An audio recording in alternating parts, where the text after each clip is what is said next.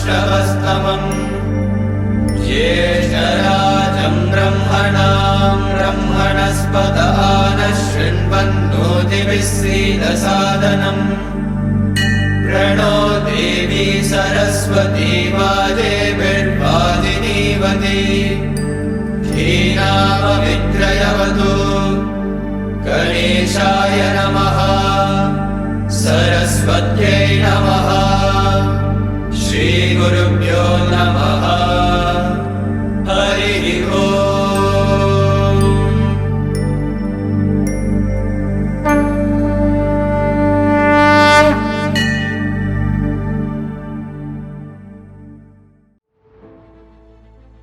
We talk about leadership as if it were about control, about commanding rooms, about making decisions under pressure. But what if the most powerful form of leadership is one that feels like a mother's hand on your head, not demanding, not direction, just present. In the first episode, we explored self-discovery. Then we awakened the Antar-Jyoti before learning to resonate with the voice within. Today, we arrive at something even more intimate. Today is about the love that doesn't announce itself, the grace that doesn't ask for credit, the divine tenderness that shapes a life quietly and completely. Today, we speak of Vaatsalya.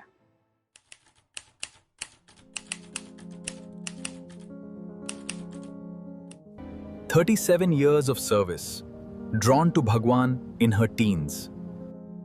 Sattvam, I meet so many leaders. They all talk about strategy, systems, scale.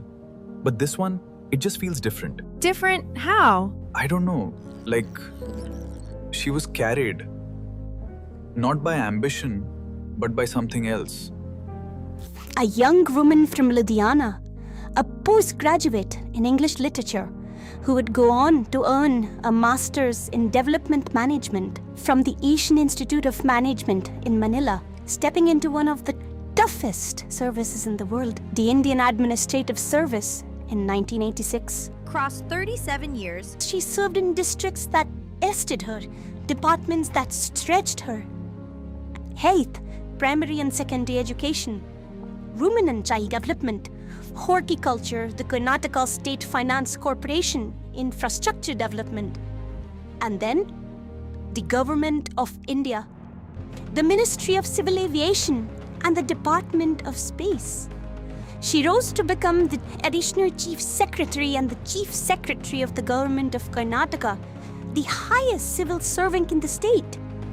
But long before any of this, there was a moment in Ludhiana, a girl in her late teens drawn into the fold of the very divine master, Bhagawan. She set aside Baba.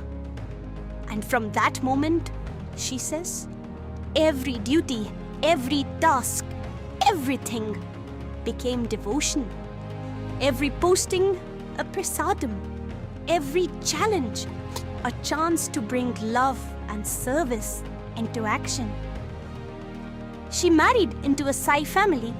Her husband, Shri IAS Prasad, now a trustee of the Shri Sathya Sai Century Trust. And today, she serves on the Executive Council of the Shri Sathya Sai Institute for Higher Learning. She has always felt the guiding hand of our Divine Mother in every event of her life. You know what, Sattvam? Everyone talks about the power a chief secretary holds. She talks about the grace that held her. Is that even possible? To govern an entire state and still feel governed by something higher? That is what Sathya, Arjun, the tenderness of the divine that doesn't override your will. It simply makes your will an offering. That is the mark of a leader who has truly gone within.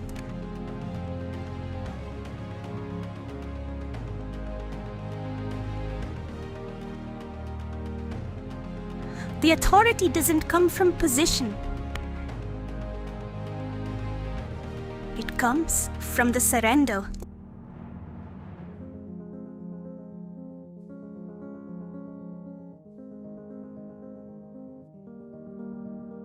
Maybe that's what I need to learn.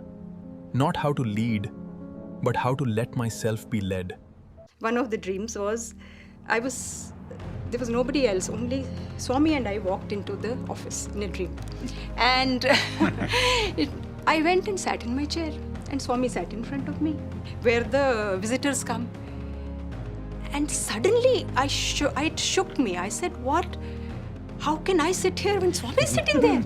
And the moment that thought came, we had exchanged the chairs. Oh. The moment that thought came, I was sitting in the visitor's chair and Swami was sitting in the collector's chair. And then I think post that dream, it really struck me that how can I ever sit in a chair? It's always Swami who's sitting there. I should never ever think that I am holding a post. It's not me. He has chosen us as instruments, that's all. Offering my humble pranam at the divine lotus feet of our Bhagawan, Sri Sathya Sai Baba. Sai Ram, dear brothers and sisters. I am Harshmati, a student of the 2026 batch of Sri Sathya Sai Leadership through Self-Transformation from Karnataka South. There is a Sanskrit word that children don't have to be taught. They just know it. They feel it. Before language, before logic, before anything. Vaatsalya. What we just watched is the story of someone who didn't just receive that tenderness from the divine. She carried it into every office, policy, life, and decision she shaped.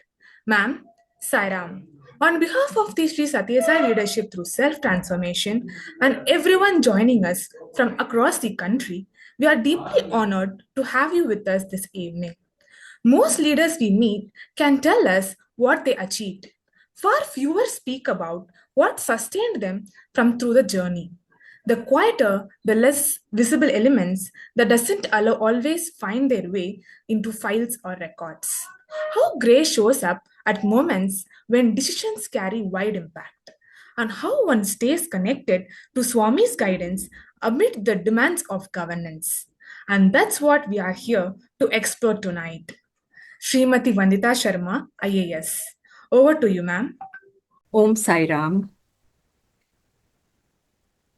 My most humble and loving pranams at the holy lotus feet of our divine master, our mother, Bhagawan Sri Sathya Sai Baba.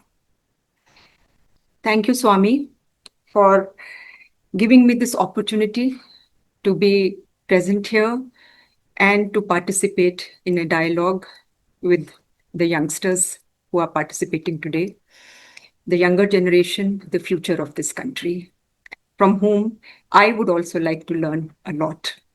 So thank you, Swami.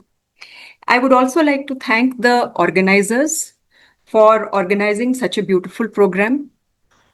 And though I must say, and Swati knows that, I was quite reluctant initially, and I felt that it's a little too much for me to come and talk. And we are all guided by our Mother Sai. So who am I to come and sit here? But you can never say no when Swami is asking you to do something. And here I am, and praying to Swami that please speak through me, whatever you want me to say. And also let me hear from all of you who have joined in this session. So thank you very much. And also I would like to say that it's really lovely to know and see that so many youngsters have joined today. This is a program of the youth, and usually what do we talk about? And we see the youth of today is very happy to have a Sunday off, a Sunday evening, the weekend, and enjoy themselves partying here and there. But here we are sitting and thinking of and enjoying the bliss, the biggest bliss possible on this earth, that is, think of Swami, talk of Swami. And we saw such a beautiful video also, so just now. Nothing can be more happy, nothing can be more loving than this. So thank you to all the organizers for organizing this program.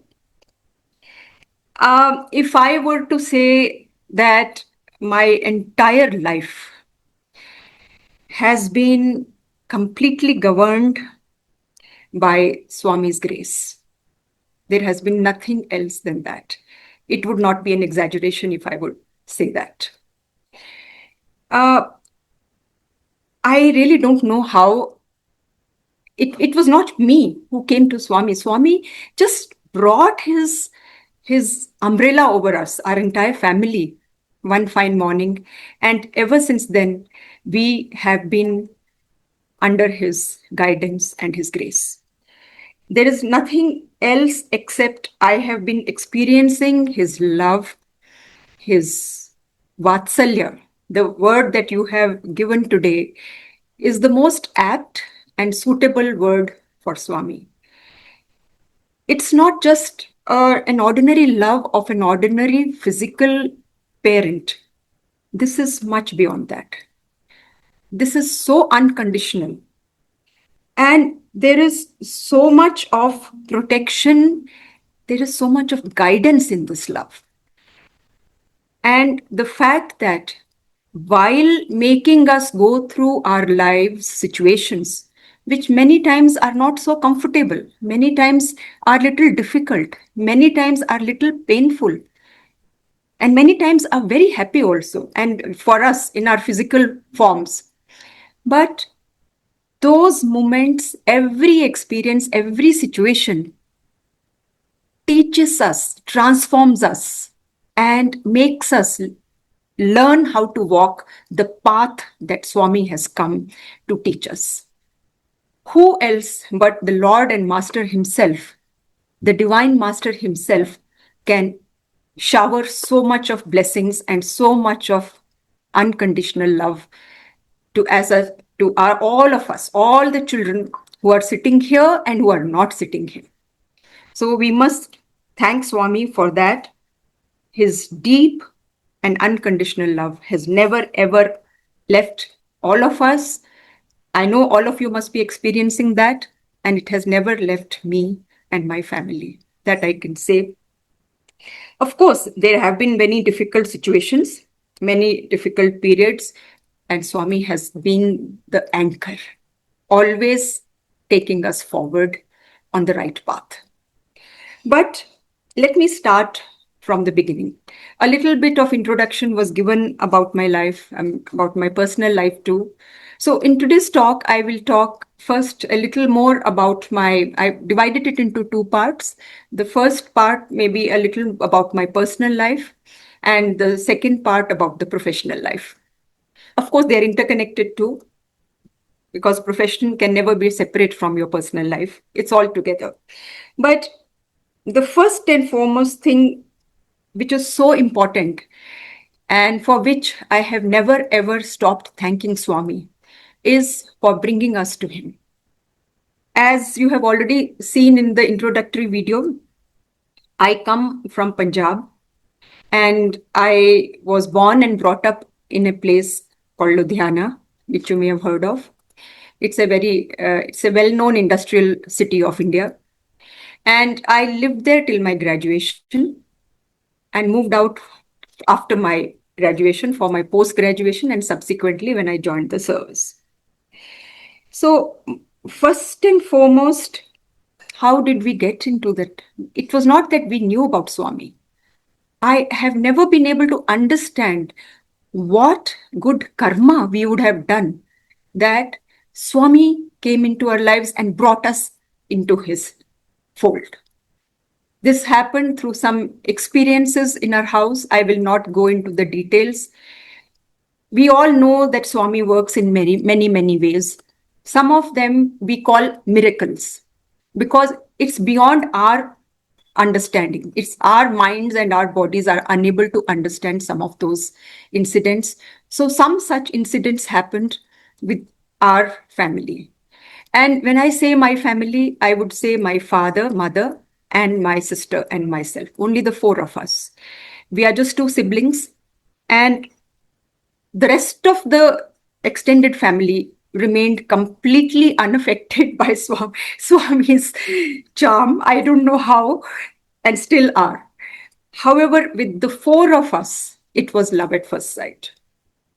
The first the first time we happened to see Swami's picture, there was no picture of Swami. See, I'm talking of when I was 17 or 18 years old, which was in 1980, 81, or probably one or two earlier than that.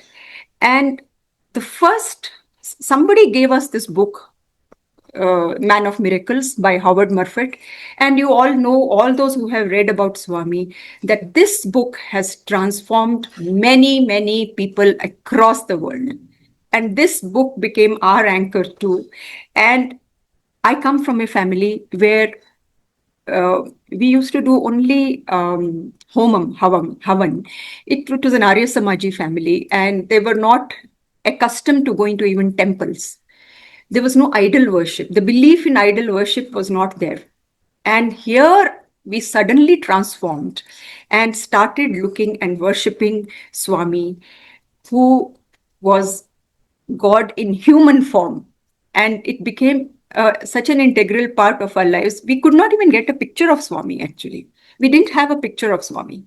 We used to worship Murphet's book, Man of Miracles, in our house. We had kept it on one shelf.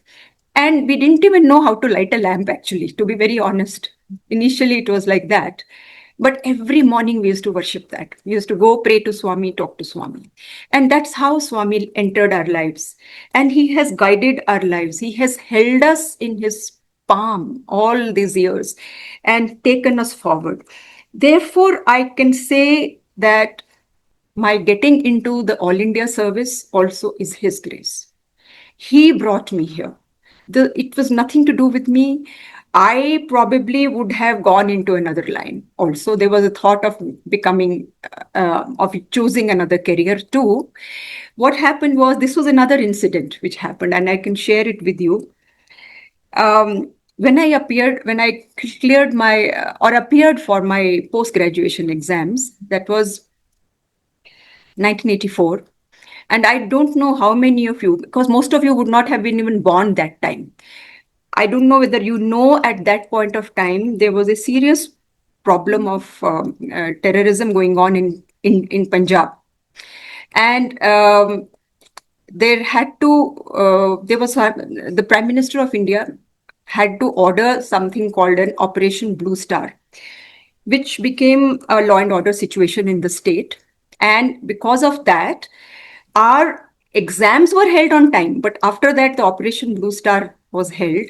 Because of that, there was curfew across the state for a couple of months, and the results were not declared on time. So what happened? The result is that I could not take admission in any other line because all other courses, the admissions had taken place. And the only place I could have taken admission in Punjab, but at that point of time, I wanted to move out and study somewhere else. And all courses admissions were over. So there was no way that I could have got. So I got a year off. So at that point of time, the thought, somebody said, and there were a lot of people talking to me and said, why don't you try your hand at civil services? So I said, okay, we have 1 year's time. I have time to study. At that point of time, my family had moved to Delhi. And even then, we were not familiar with the samitis. We were not familiar with anyone else who was a devotee. Just, it's us who believed in Swami. And I started preparing for my civil services as a trial. I said, okay, 1 year, let me just try how the exam is, what kind of questions, whatever. And at that time, I must say one thing. I really don't know from where I got a small picture of Swami's. That was the only picture we had in our house. There was no other picture. I got that I don't even remember how it came to our house. And I kept it on my study table. I used to study in a very small room. It was a very small house we were living in. And that room was really tiny. It had just a table and a chair and one very small bed. And I almost lived in that room for nearly 8 to 9 months. But my companion was always that picture of Swami. I can always remember whenever I used to sit and study, I don't remember praying so often to Swami like that, but I would always keep looking at Swami's picture. So that Swami was always there. At that point of time, I was too young and too inexperienced. I did not realize that Swami is sitting there, always with me. And lo and behold, Swami's blessings, I got into the service. And the very first attempt, and it came as a very big surprise to all of us because I was just taking a trial. And I must share here one more thing that, see, when I reached the interview, as you know, the stages are, you have preliminary exams and you have main exams and then you have the interview. And usually interview, a lot of people are removed at that stage. And I have no idea how, but I was completely blissed out. I had no fear of the interview. I wish I have that experience after that. Every time I have something. And I was the last person of the day. And everybody was saying the panel must be very tired and they're going to ask you very difficult questions and all. Nothing registered. I do remember the questions, but to be very honest, I can share Swami's blessings were there throughout. I don't even remember what I spoke. I spoke and I came out of the interview room so happy. It was like, I sat down and it was like a conversation, a very interesting conversation with my friends. That was unimaginable. And when I shared it with some of my other friends who had appeared for the civil services, and they told me interviews are not like this. And I cannot tell you what a good experience I had. I shared, we exchanged notes, we talked as if we are sitting and describing things and understanding issues. And it was a learning experience. And I came back very happily.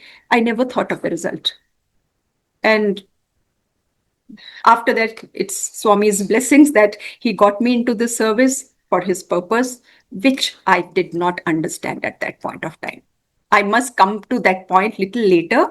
But before that, I have to share with you, and I think already in the video you have seen that my life partner is also a Swami devotee. And it was not that I knew when we decided to get married that he was a devotee of Baba. It happened like this. He's a batchmate of mine, my husband, Mr. IAS Prasad. And it's okay. All of you are youngsters, you know how things are.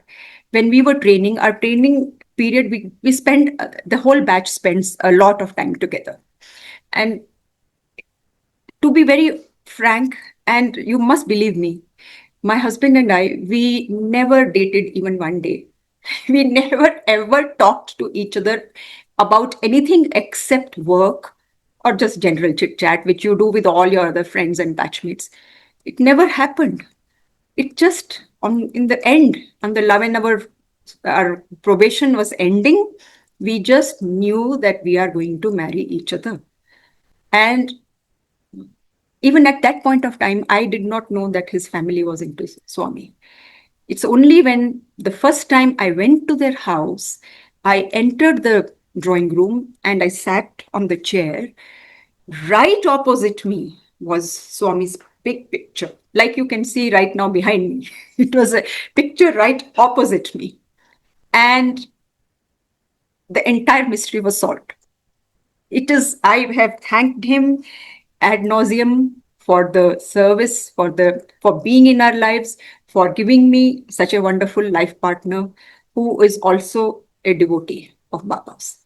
And together we feel that there is nothing else except Swami's love, his unconditional, beautiful support and love that has carried us through all the ups and downs of life. Mind you, there have been a lot of ups and downs, and that is there in everybody's life. No life can be completely without that or bereft of that. So the other thing which I must say is again Swami's blessing is my getting Karnataka cadre. So everybody, as you know, in the civil services, many of you may be familiar with the system, that each officer trainee is allotted a state. And that is a state which is our state for life. We do and our entire service in that state. In between, there are some rules where we can go to either Delhi or on interstate deputation for a few years, but there is a limit to that. Like you cannot exceed 5 years at a time and subsequent. There are some rules, but our lifetime cadre is, we call it cadre. The state is allotted to us. And I was allotted which state? Karnataka. And it's when I came to Karnataka, I could not believe it. Swami's Vrindavan, Whitefield ashram is right here. And where is Puttaparthi? Today it is only about 2.5 hours from Bangalore, but that time it was more than 3.5 hours. Still very, very close. Very, very close. And I feel that Swami brought us physically also into his shelter. He brought us so close. We could have his darshan. I now feel, I regret the fact that I did not go so often for darshan as I should have gone. Swami used to come to Vrindavan so often. And my husband's maternal grandmother used to live in the ashram in Puttaparthi. She had a room there and she used to live there. In fact, she and her husband and his grandfather, both of them, were living in Puttaparthi, even I think before Prashanti Nilayam's ashram was constructed. So their family has been there for a very, very long time. And we used to go to meet her also and to take Swami's darshan also. And it was like Swami was engulfing us from all sides. He brought us to Karnataka, which is his grace. So these are small things. See how he arranges it. We don't even realize it. We don't even realize how I appeared. I got 1 year off. I appeared for the civil services. I got through with his grace. Then I get married to a person who is from Sai family. I get Karnataka cadre. Both of us are in Karnataka. We have been here and so close. So nothing except heartfelt gratitude and thanks to Swami for all this. It's history. However, I have to bring in a small jarring note here. At that point of time, we were very young. We had started working and we should have understood the fact that there must be a reason why Swami brought us into the service. Incidentally, my husband also got into the service very young. Like he was also taking a trial run and he got into. So I feel that Swami brought us together with his grace. And what did we do? We got disenchanted with the service very soon. After a few years, after some 4 or 5 years of service, you see what happens. I must explain here. When we join this area of work, we come with a lot of idealism. We feel that, oh, I must do this, I must change this world, I must do so much good work, and everything will be hunky-dory. Whatever I want to do, I'll be able to achieve. It's not that simple. It's not that simple. In any area of work, be it the All India services, be it government service of any other nature, be it non-governmental service, be it corporate sector, any sector that we all work in and all of you are working in, it's never that easy. All our idealism has to be there at the back of our minds, but we must understand that things are going to be up and down. There will be vested interests. We did come across a lot of challenges in the first few years of service, and everything used to come as a shock to us. We never expected. We thought, okay, we are here to do our bit and make a difference. And we are not able to do as much as we wanted to do. And we saw the seamy side of life. We also saw a lot of, I don't want to use any bad word, but things which are not happening in the right manner. Okay. So when you get exposed to those things, you feel dejected. You start feeling disenchanted. And you start feeling a little bit of despair. At that point of time, we decided that we will quit the service. we decided to quit the service. But that was wrong of us. We should not have thought of that. We should have offered that decision to Swami. It is he who brought us to the service. Who are we to quit? But we never thought like that. At that time, youth is more hot-blooded. It's today that I feel. Later on, we came back to service. And that too, I must tell you, when we went to our chief secretary, the then chief secretary, to tell him that we want to put in our papers, he didn't accept. He said, no, I will not allow you to quit. I want you to take one more chance. He gave us leave for 1 year. He said, go, take 1 year leave. It was a leave without pay because we didn't have any service that time, much service to get leave with pay, and experience the world. Then you decide. He gave us that chance. Who else but Swami worked through him? So we came back, we realized, having seen the world outside, that there is a lot of opportunity to do seva. It's not that it's not there outside the All India service. There is a lot of opportunity. But the scale and the opportunity that is existing in the All India service is much, much larger. And at that point of time, we realized that, Swami, you sent us for some work. And who are we to fritter away this chance? And who are we to disobey your orders? We came back to service, joined the service, and I must tell you, ever since then, Swami, and before that also, we didn't realize it, Swami's guiding, loving, protecting hand has been on our heads throughout. Always, always, always. The professional life that he gave us, the personal life that he has given us and is giving us and continuing to give, will continue to give, was amazing. So now I'll come a little to the professional side.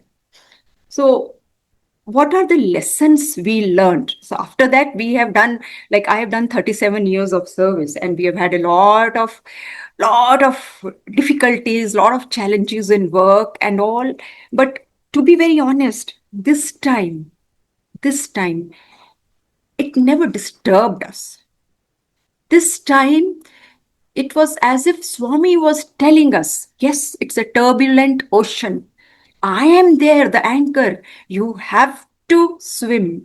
You have to sail across this ocean. I will take you forward and deliver your result. So one lesson we learned was, you may not be able to achieve 100% of what you want to achieve, but whatever you can do to the best of your ability. Surrender. So the first lesson that Swami taught us through this entire cycle of our seeing the seamy side of life, trying to quit, having difficulties, coming back, he taught us, you have to surrender to me. And I must say, ever since then, it has never been no looking back. It was, Swami has given us such good postings. I must say that. Sometimes, you see, there is another issue. I don't know if any one of you is familiar with the service. People also value the postings that they get. Some postings are considered very good and some are not considered that good, which is not correct. I feel every single posting is excellent. It's an opportunity given by the divine to serve. But in that materialistic meaning, we were given postings by Swami where we could serve. We could definitely do work for and make and influence, if not make fully, but try to influence policies to the extent that you can be of utility to society. It was a service-oriented career that he gave us. And that is what the first lesson that we learned. You must surrender to Swami. He will give you opportunity after opportunity to do and to serve the way your heart desires and the way Swami wants you to do. So that is the first thing. And in that process, the second thing which one must learn, it's very difficult to learn the second thing. Both, actually, the first, surrender is also not easy. It's because when you surrender, you have to sacrifice. what do we have to sacrifice? We have to sacrifice our egos. We have to give up our I-ness. It's not me who is doing all this. So while in the service, and I can tell you I can share with all of you, you're familiar with the All India services. Somehow there is a big, this thing about the civil services that there's a lot of power, authority. Never ever think that it is for you. Never. It is whatever work Swami wants you to do, he has given that authority to you to enable that work. It is never for this particular person whom he has chosen and asked to walk on that path. So the biggest thing is to learn how to surrender. Along with that, we must learn how to give up our egos to the best extent possible. It's not easy because there'll be so many situations in your lives where we will say, "Arey, usne mujhe aise bol diya. How can he do that? My view was correct. Somebody said something wrong. Arey, this is not on." There will be many times where you may be right, but you may not get your way through. You have to learn to accept every situation in which you are put as a gift of God. So there have been very difficult times. All of us, I can share one. I really don't want to share individual incidents, but there's some postings which have been very, very difficult. And one particular posting comes to my mind, where actually in the video also you have seen that dream in which Swami came and sat in the collector's chair. That posting was a difficult one. And I must say, the Prime Minister of India was from the district where I was posted as the district collector. And it is never easy. He did not trouble me, but the political situation is not easy in such districts. And you have to handle the whole thing very well. You have to balance a lot of things, and it was not easy. And let me tell you, during that time, that was the time when Swami really blessed me with a lot of dreams. I don't know, I should be saying this or not. It's never been so frequent, but that time when I used to be very wary of whether I'm doing the right thing or not, in those difficult times, he actually gave me his darshan and made me feel more comfortable. Later on, it became very infrequent. I must tell you that situations were very difficult, situations were very tough even later on. But he, at that point of time, probably, he had also tried to wean us off his physical darshan or physical dream darshan, where we would see his beautiful form and would not come into my dreams so often, but I would feel his presence. It was so beautiful. Even today, while we are sitting here and talking, I'm sure all of you can feel his beautiful presence. It's he who is making us understand certain things. It's not me who's telling. He wants us to learn the beauty of surrender. He wants us to learn the beauty of living non-egoistically, living in his holy feet and trying to do service. What is it he wanted us to do? Service. Connect with him, align with him every single moment as far as possible. There will be many moments when we will forget. There will be many times when power, authority, these things will become very overwhelming and you will forget the ideal, the values that Swami has taught us. But come back to them. Come back. He's a loving mother. He forgives. He has always forgiven when we come back to him and apologize and say, at that moment, I probably should have done better. It happens. We are all human. Please forgive everyone and forgive yourself. It's okay to make mistakes because Swami will forgive you. But he will also ask you to improve. Every situation where we have made mistakes is a situation to improve ourselves. So we must also follow the values that Swami has taught us. He always said, do good. So simple, no? Do good, Be good, see good. How more simple can that be? And if we try to keep that in our minds all the time, I'm sure the uh, the work that we do will be as per his guidance. I will share a small story here with you. This is not Swami's story, but it is a very beautiful story, because I was talking to somebody about value systems and how we should follow our own values, and we should have our own integrity of character. Swami said the end of education is, all of you know that, character.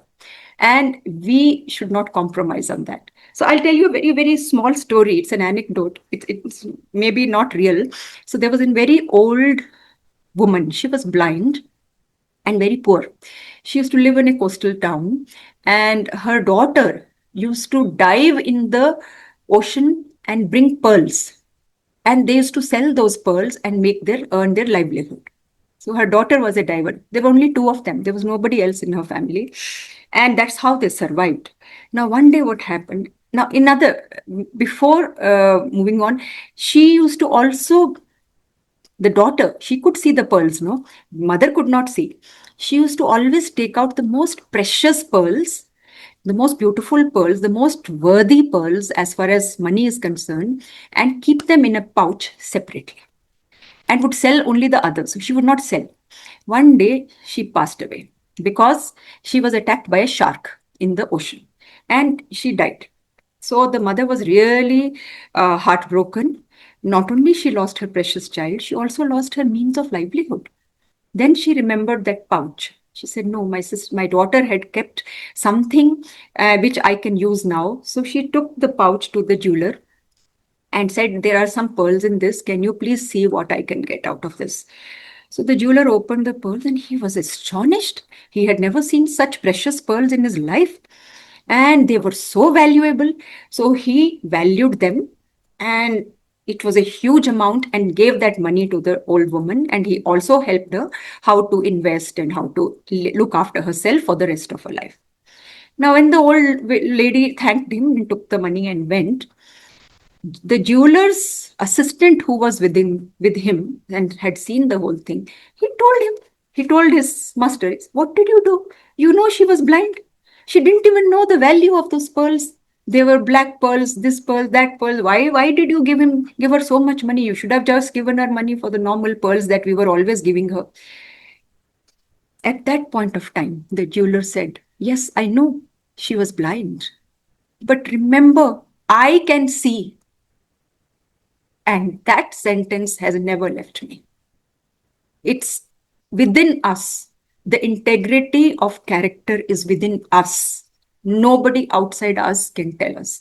And if we follow the integrity, the values that Swami has taught us, there will be the biggest reward in this world and post this world, that is Swami's blessings, his Vaatsalya will always be with us. So this story, please remember, many of you may have heard this story also, but it has always been with me. So the values that Swami taught us, he always said, work hard, be disciplined, be polite. What did he say? He also said about talking. See, in our service, I can tell you, there are many incidents when people do lose their temper. And many of us have gone through, and many of the people who are not in the All India services have experienced a fair amount of anger coming from people who are in authority, which is not right. Which is not right. I never support that. We should always be polite. We may not oblige, but we must speak obligingly. Who said that? Not me. You know who said that. Swami said it. He also taught us how to be firm. Look at his own life. Look at his own life. He went through so much of difficulties in his own life. If you read his story, every single moment, he never lost his temper, but he was firm. Sometimes he used to be angry with some devotees who are not stopping to make mistakes. But that anger was an anger full of love. It was coming from where? It was coming from the love and the grace to improve that human being, that person. So what was the basis of that was only love and grace. That was a form of, sometimes Swami's anger used to be not, whenever he used to get angry, it was always grace. Let's remember that. He would never ever get angry for no reason. It was only to improve the person. So the transformation. So that is, in fact, one of your, when I was reading what you people are doing, you are talking about self-transformation. Self-transformation is not just through our telling ourselves that I will transform. I will. Of course, it is through that also. The situations, the experiences that we go through in life, whether it is in our service, it is in our workplace, whatever work we are doing, every experience, every situation teaches us lessons. And what do those lessons do? They slowly transform us. We don't even realize that sometimes. We don't realize it. So that is how Swami teaches us. He teaches us through experiences. Of course, his discourses are also there. But how many times we listen to his discourses and then forget what he said? Many times. He makes us go through situations. Every single life, he makes you go through situations where we will learn lessons.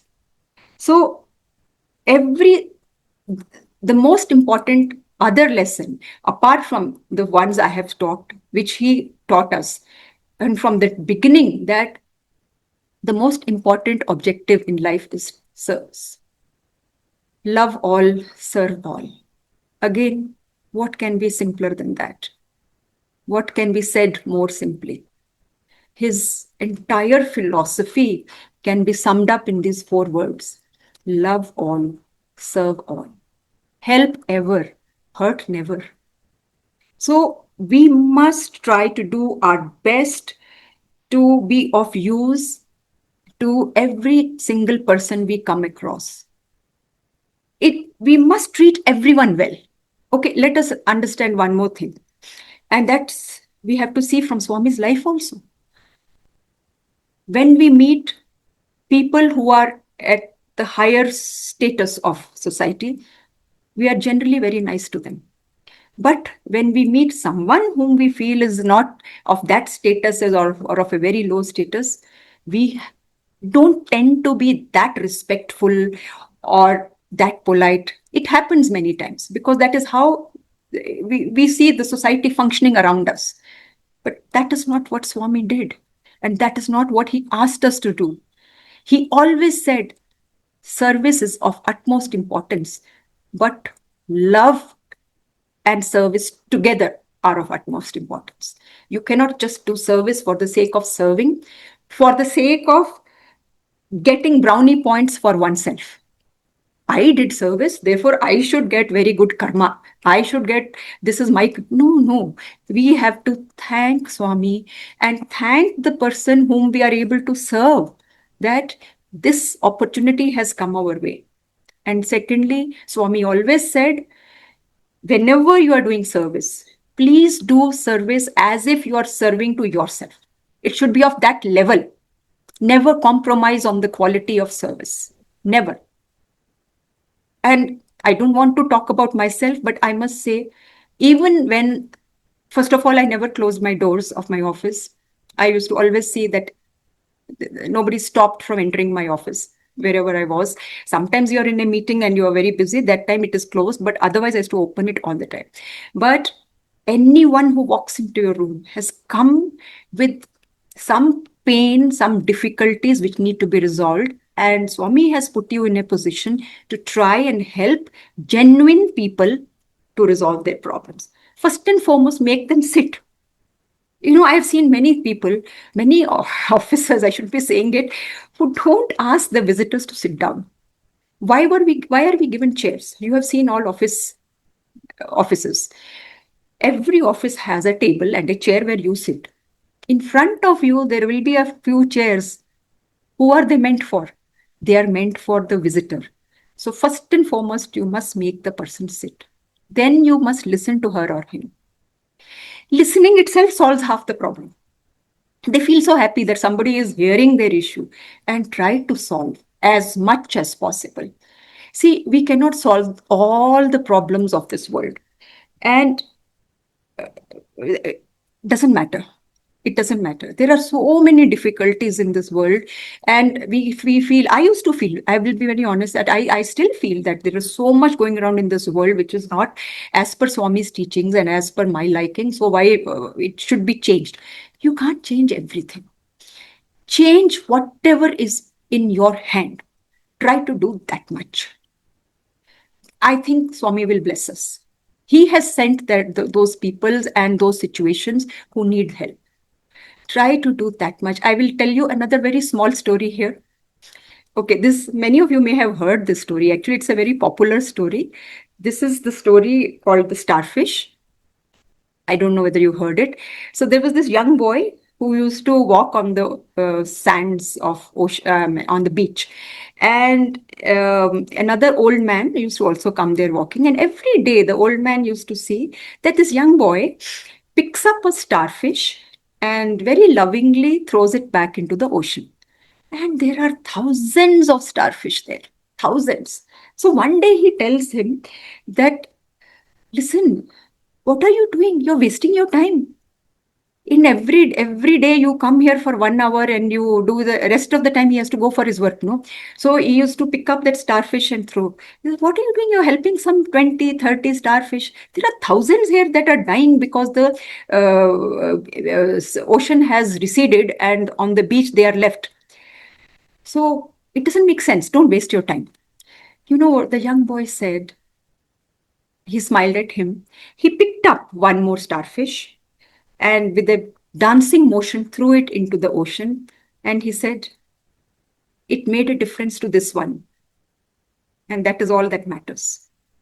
So as many starfish as we can pick, let's do that. Those starfish have been sent to us by the divine. And every one of us in every area of work, I'm not talking of just all India services.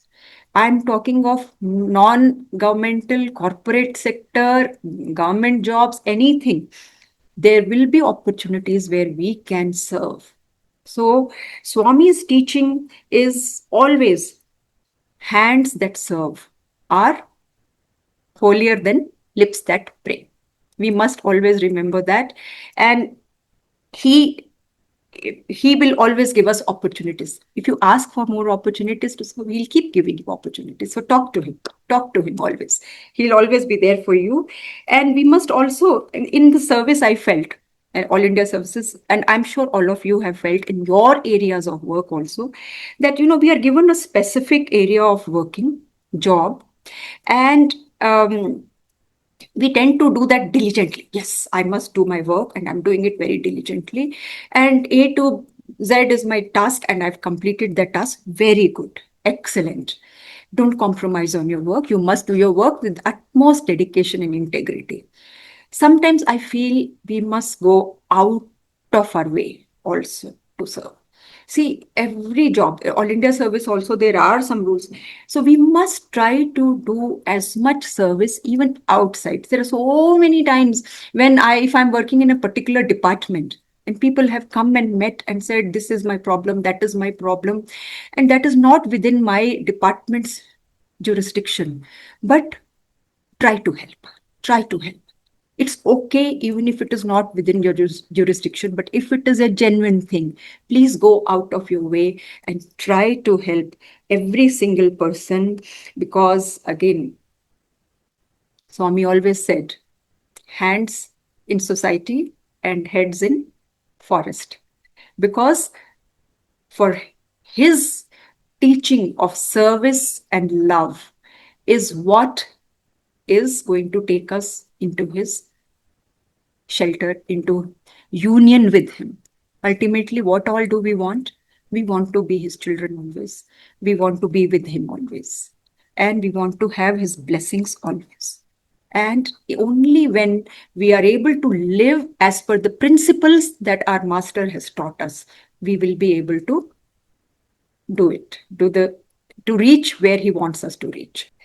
To sum up, what I was saying was that the experiences and the life that I have seen so far The lessons that Swami has taught are always what I was talking about was surrender and giving up. Try to give up your ego. Your value systems have to be followed as per Swami's blessings, and service.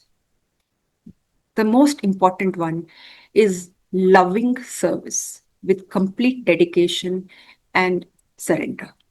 So these are some of the issues which I thought I must share with you. There are many other things, but I don't think I have much time. And the only thing I would request you is never ever forget that Swami is with us always.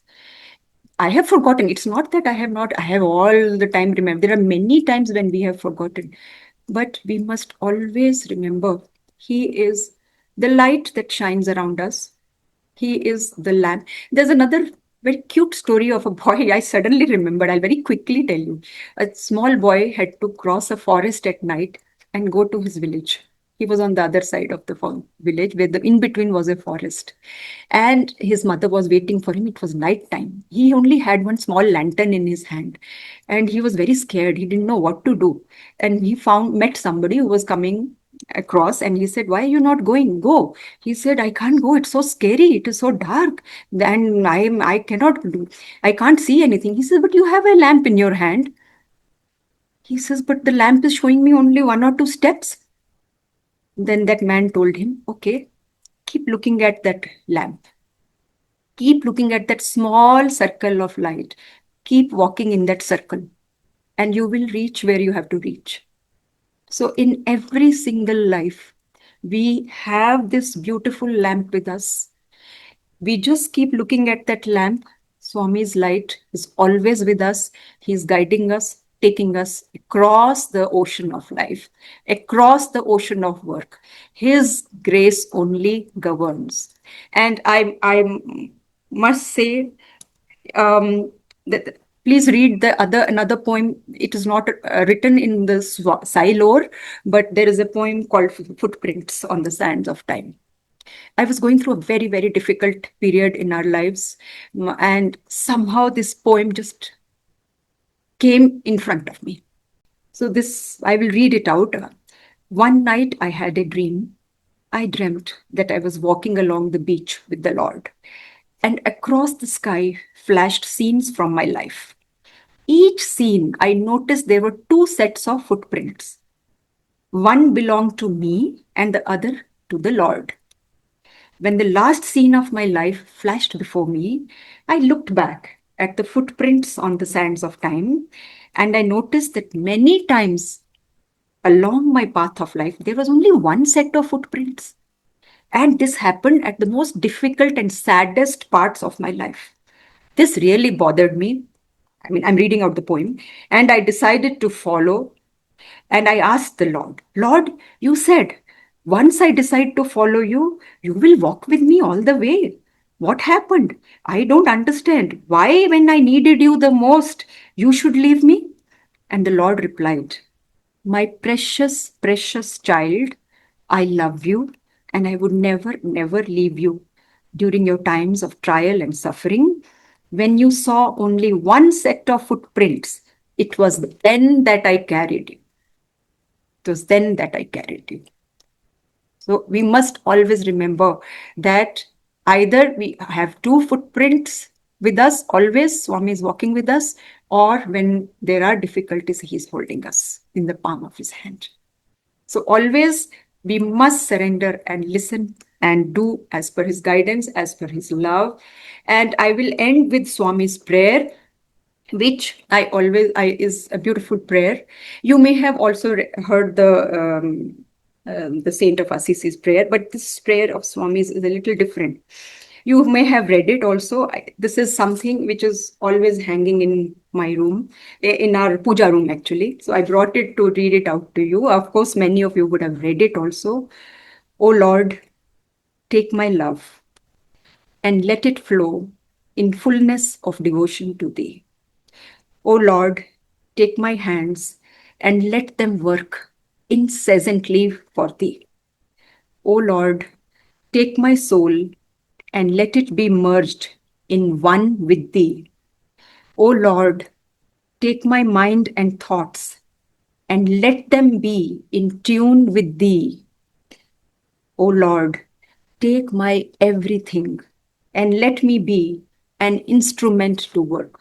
Signed by, with love and grace, Baba. Swami wrote this poem. And it is a poem which takes us through. Every word here is something which teaches us the values of Swami, the surrender, the sacrifice of ego, the following his path, and to serve with love. With these few words, I can only say that I'm so grateful to all of you and to Swami for giving this opportunity. And thank you all for being with us. So, Om Sai Ram. Thank you, ma'am, for sharing your inspiring journey with us. Ma'am ने बहुत ही सुंदर वाणी से मतलब experience इतना अच्छा समझाया क्या कि कैसे हमें कि स्वामी पे ट्रस्ट रखना चाहिए अगर कोई मुसीबत आती है कुछ आता तो trust on Swami never lose trust on Swami तो now with your permission ma'am we would now like to proceed to question and answer session. Sisters Ramni, please unmute yourself. Sairam ma'am, it was Sai Ram. like really great to hear from you, and it was like a dream coming true that I'm for the first time I'm talking to some lecturer. So yes, thank you for that. My question is, it might be dramatic, like filmy as well, but I was having the question from a long time. So, as you said, you sometime as a posted as a collector, you might have some political pressure. Like someone might be offering bribe to you as well. But as a devotee, of course, you rejected it. Yeah, I know. But again, the opposite party might have threatened you for your life and might put you in a situation which may hamper your image, reputation, and like suspended as well. So in that case, how you face that situation when it is coming to your image, your reputation? Okay. So, with Swami's grace, everything went off well. I must tell you that every officer faces these kind of situations. There will be pressures and there will be demands on you which you feel are not right. That is a part of the service, and it is a part of our job to be strict and strong there. One has to have the strength of character. If one cannot withstand that, then there is like it is your integrity. I gave you the story of the blind woman and the jeweler. He withstood the pressure. See, it's not that somebody told him not to pay the full amount. Later on, his assistant was saying, but he would have also seen, no, there is so much of value in this. Why should I? He could have got tempted. There's so much of temptations also. Apart from the fact, yes, you have asked about what pressure. There can be both political and bureaucratic pressure. It's not that it's all very hunky-dory. No. One has to withstand that. And sometimes wrong things are insinuated to you. You're right. Many times, and sometimes the media also, the press, the media, and today it is the social media is all over the place. They write anything. They do, without verifying also, they will write things which are not correct also. So every officer faces that risk. It's not that you are away. And it is true that the strength of character comes from, it's easier for people who have the blessings and grace of a master. Everyone has that. Let me tell you, every human being is spiritual, no? Ultimately. It's just that sometimes we recognize it and sometimes we recognize it less. But situations when they become very difficult, you begin to recognize your spirituality more. Because you need an anchor. You need something to help you to tide the difficult situation. So at that point of time, of course, in my case, there were many incidents and there are many issues. You never know when what will be coming in the press or some people will be talking. Ultimately, we are answerable to Swami. All of us who are sitting here are Swami's children. We are answerable to him. People have their own masters, their own gurus. So spirituality is one very big anchor.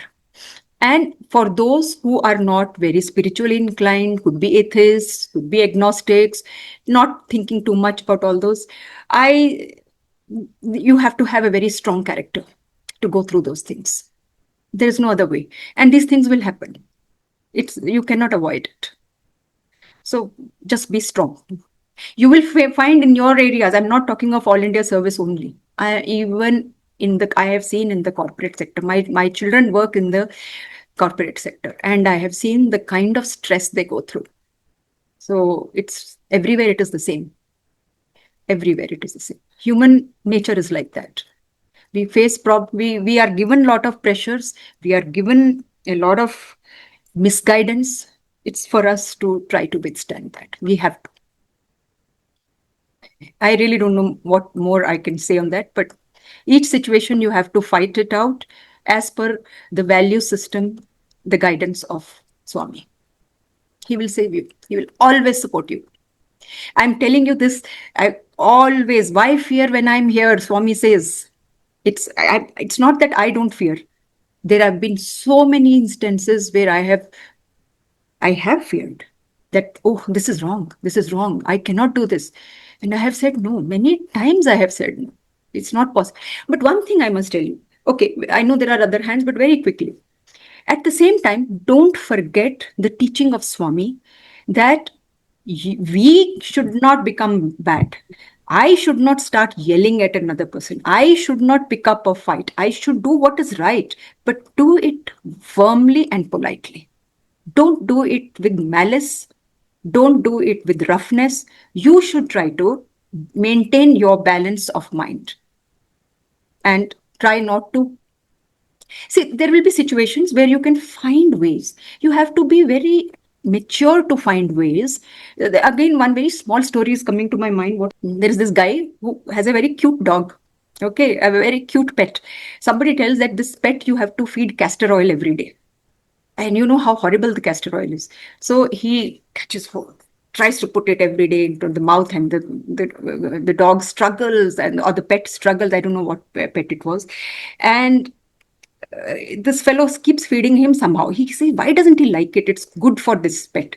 So one day the pet struggles so much that the bottle of the oil falls down on the floor and it pours out. And immediately the pet wriggles down and starts licking it.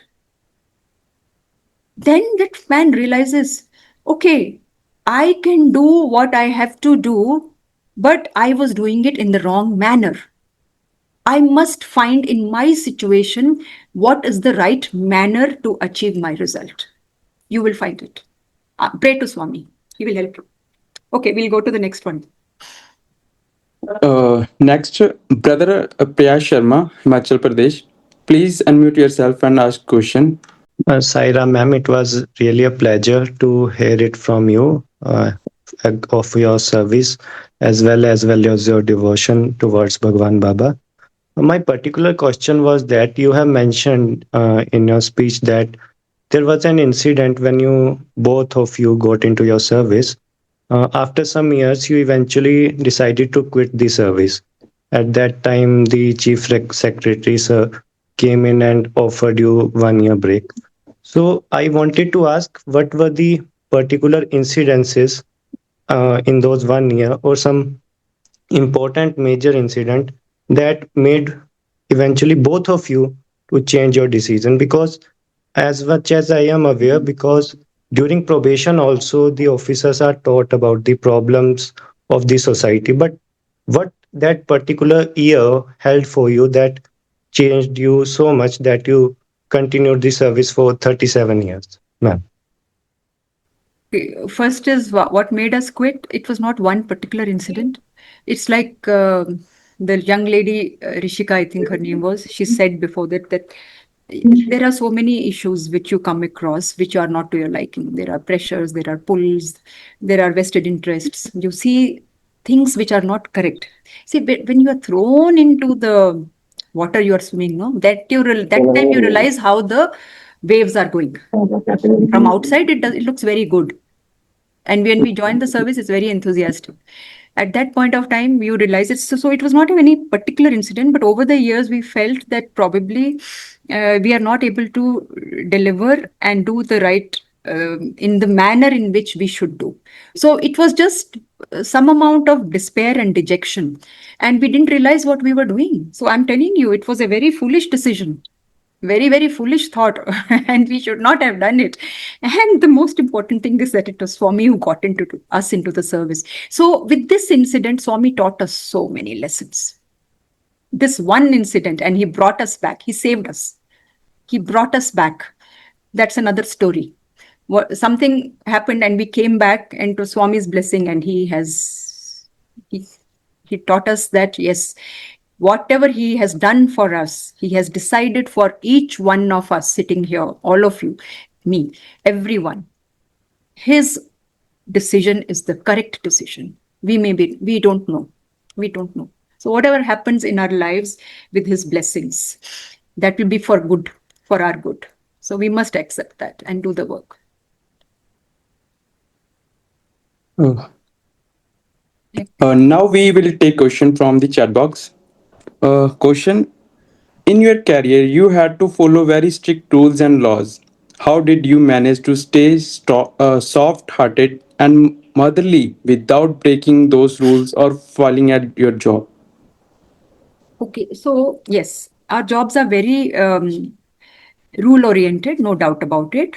But there are many, many situations where things can happen by following the rules, and where some things will not even fall. There won't be any rule governing that. It is so, first and foremost is you have to implement what has been given to you in the acts and the rules. You do that itself is a big thing. Many, many people will be benefited, because even to get their right as per the law of the land, people have to struggle. It's not easy. They have to struggle a lot. So we must try to, in the service, we have to know about the law of the land. We must try to see how we can implement it and fulfill the activities required from us. And sometimes there will not be a situation may be such that you don't even have anything governing that. You have to use your intuition and your power, your thinking power, not power, thinking power, and find solutions. There have also been times when we have followed the procedure and changed the rules. For that, you have to go to the cabinet level by showing that, okay, these things are not helping the public. Ultimately, why is law made? Please understand one thing. Law is made to improve and develop the society. That is the ultimate objective of law. And just because something is written in black and white, we do need to follow. You can't really break it, but you have to keep updating it as per the requirement for the betterment of society. So there are situations which come and you have to be very firm. You have to be very firm. It's not easy, but there's no point raising your voice and becoming and shouting and yelling and all that, because that is not what solves the situation. That worsens the situation. One thing, in any crisis, the first thing, I'm not talking of my service, in any crisis, whether it is in professional life or in personal life, we must try to maintain our calm. We must try to maintain clear thought. We must try to maintain our innate connection with the Lord. I think you will go through. You're all youngsters. You have a long way to go. All my best wishes to you. There will be ups and downs, and you will solve them. You will go through them in the right manner. Keep Swami in your mind. Always. Okay. Yes, and thank you, ma'am. And one more question. Sister Harishika as Madhurbai, please unmute yourself and ask question. Sairam, ma'am. Thank you for this wonderful session. I actually have two questions. So you always told about surrender to Swami and how you should understand that everything is Lord's work. But how do you do that in everyday life? Like sometimes when you default or you falter, how do you understand that that is also Lord's work? And my second question is that Swami talks about not hating anyone, but when staying in political environments, how do you not hate someone, especially not with persons, but with parties or with ideologies? How do you keep hate away and still follow your dharma? Okay. Okay, I think the first question was regarding surrender. So, as I said, well, in my talk itself, surrender is not very easy. It's not very easy. It's very difficult, and I cannot even tell you that I have surrendered fully. It's not like that at all. There have been moments when I've forgotten that I am supposed to surrender, but remember it again and again, because your ego should never come in the way. If it has come, politely tell it to go. There is no other way. Surrender cannot happen without giving up your ego. And it's okay to have situations where you have forgotten surrender. It's okay to have situations and be egoistic once in a while when you have forgotten that. But very important is to remember that you did it, that you should not have done it. I think that is what is the most important part. Swami always guides you. He will tell, okay, don't we say he is our very loving and forgiving mother? Any mother, Vaatsalya we are talking about, any mother in the material world also, don't we forgive our children? They make mistakes. Each one of us makes mistakes, he forgives. So, but we must learn from those mistakes, no? Each mother also expects that my child will learn from this mistake and will improve. So every step, every situation is a stepping stone to purifying oneself, to clearing oneself, to becoming a better human being, to becoming a better recipient of Swami's grace. So that is surrender. One has to just go through each situation like that. Try to be as aware as possible. That's the only way. The other second question was regarding, what was it? Just give me one hint.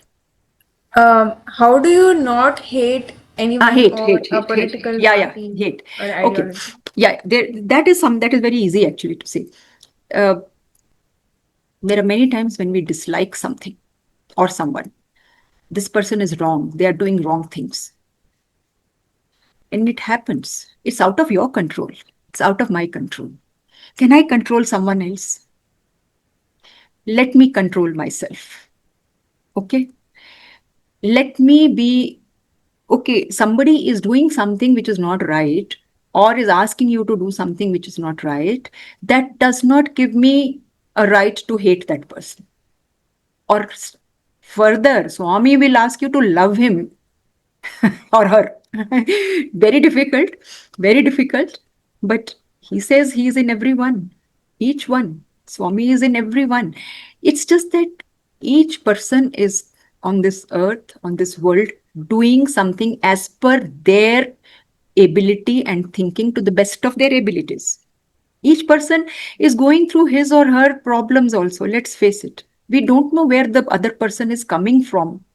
So while we have to maintain, empathy. I would say maintain empathy, but do not compromise on doing something wrong. And please do not compromise on your mind and your soul becoming sullied and dirty by hating someone.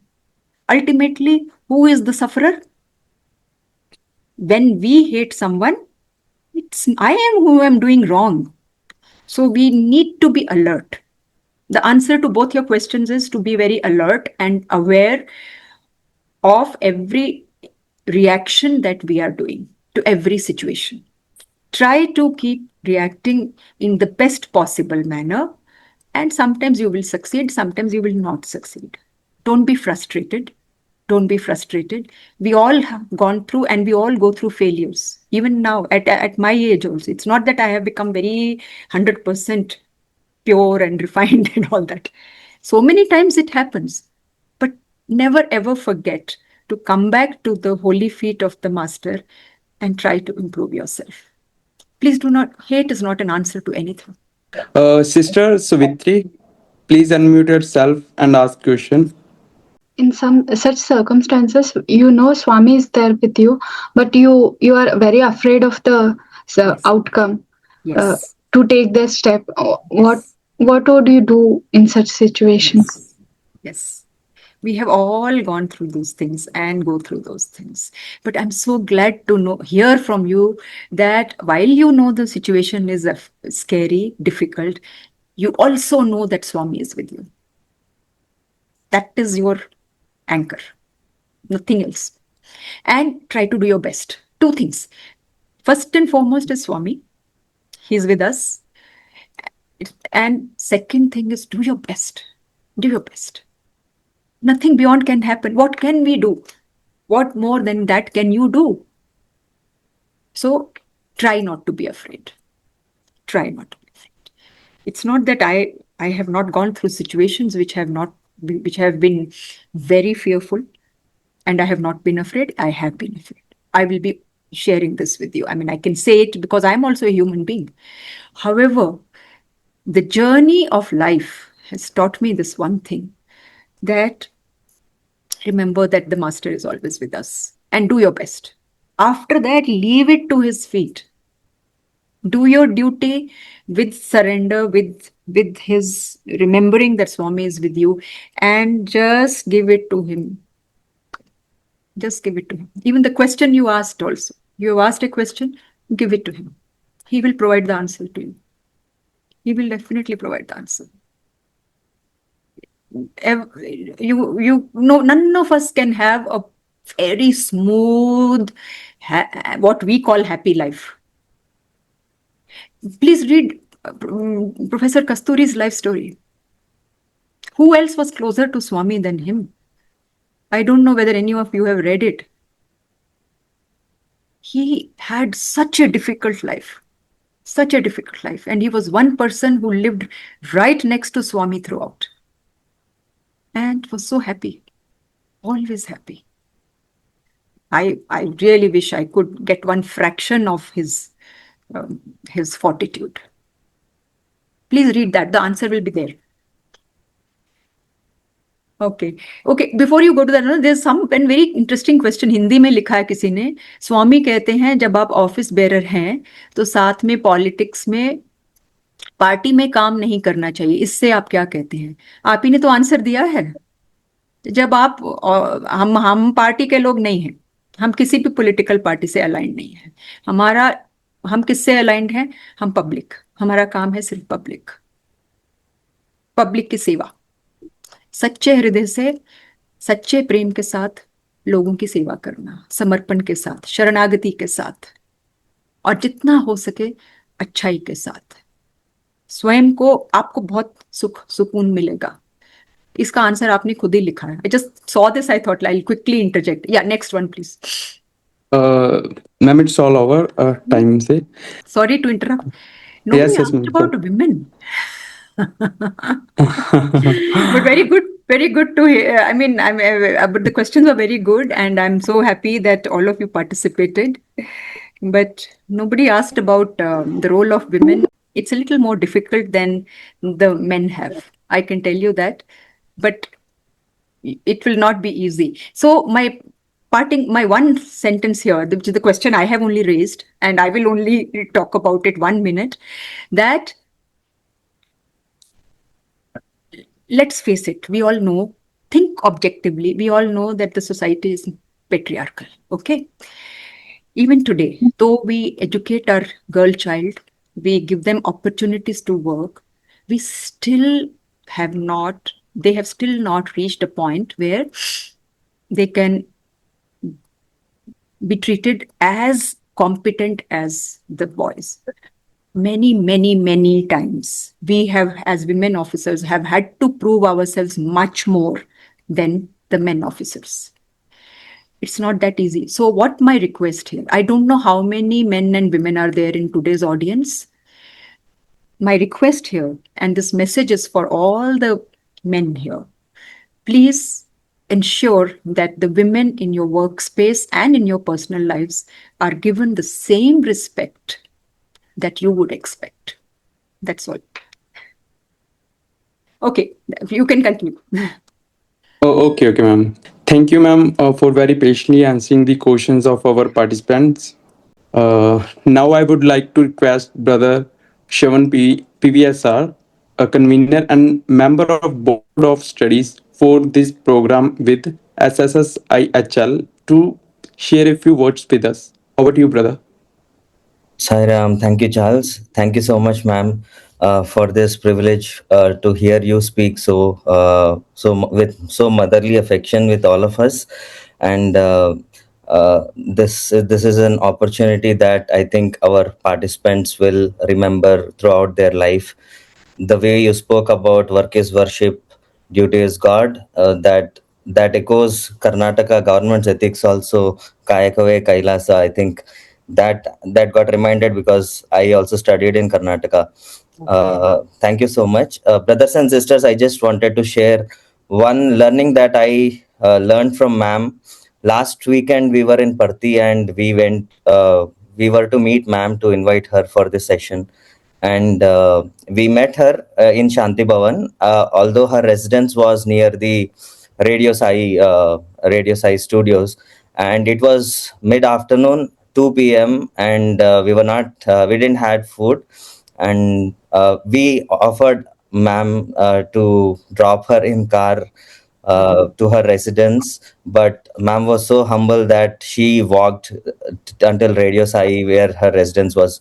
So whatever we learned today, it's just not just preaching, but she actually walked the path, walked the talk, and we are so fortunate. These tiny little moments that we also learned, it will really help all of us in our lives. Thank you so much, ma'am, for your time, Sairam. Sairam. Thank you, brother. Now I would like to request Sister Swati Vasudevan, member of core committee of SSSLST and Sattvam in charge, to share a few words with us. Over to you, sister. Thank you, Brother Charles. Sarah, ma'am, I truly echo Brother Shravan's words here as well. And while we were, looking out on the World Wide Web about you, we also see how you carry yourself as Swami's daughter everywhere.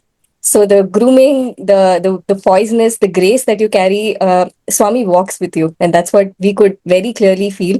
From the entire session, ma'am, I would love to relate this to Swami's mention of five matas. Now that we are coming into Easwaramma week, and following that, it's the International Mother's Day. And the moments that you weaved, I could very easily relate it to Swami's mention on five matas. He starts with Bhumata, where as a chief secretary, ma'am, you've sustained land through infrastructure and horticulture. We could see that, and through your offering. And Swami says the next mata is Deha Mata. And through this, ma'am, I could understand the health and women child care through your posts that you could serve them. And of course, Swami being the mother of, 1,000 mothers, he connected you to Sir and continued your journey with Swami wherever you were. Next, he talks about Gomata, and the Gomata that we understand is so giving, compassionate, and is dedicated, full of selfless service, which we see through your experience, ma'am. The Deshamata, Swami talks, where you've worked in the aviation space and you've developed the country and given us a very beautiful ambassador as you are right now.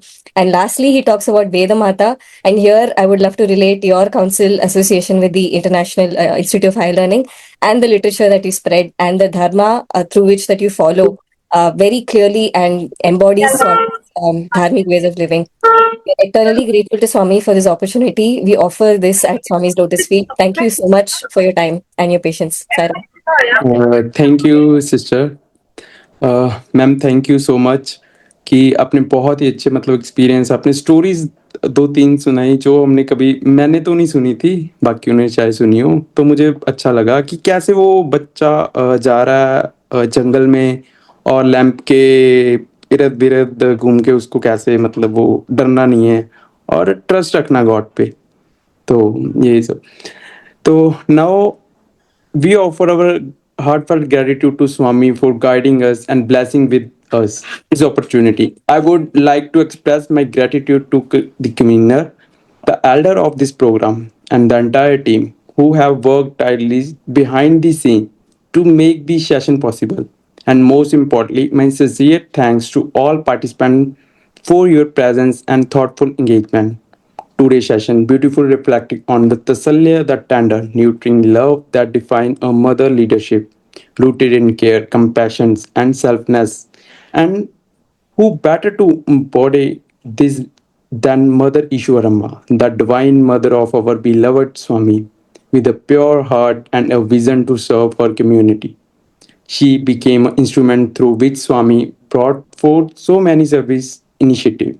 As we stand at the brink of Ishwarama Day, let us take a moment to reflect on her splendid life, her simplicity, her strength, and her boundless compassion.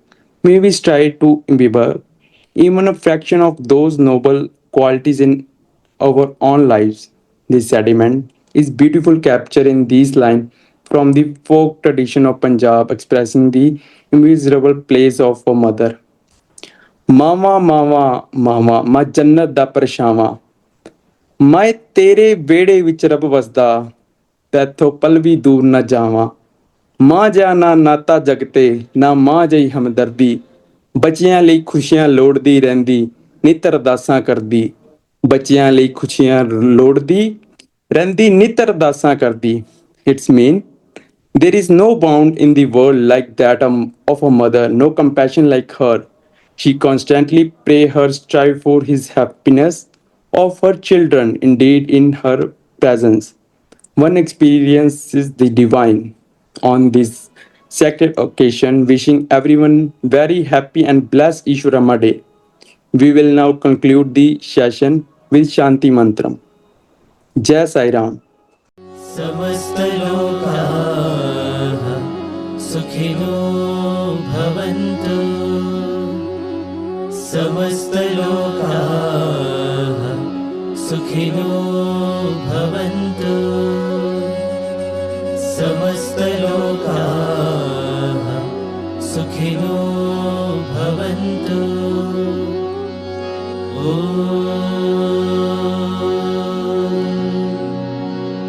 शान्ति शान्ति शान्तिः जय बोलो भगवान श्री सत्य साई बाबा जी की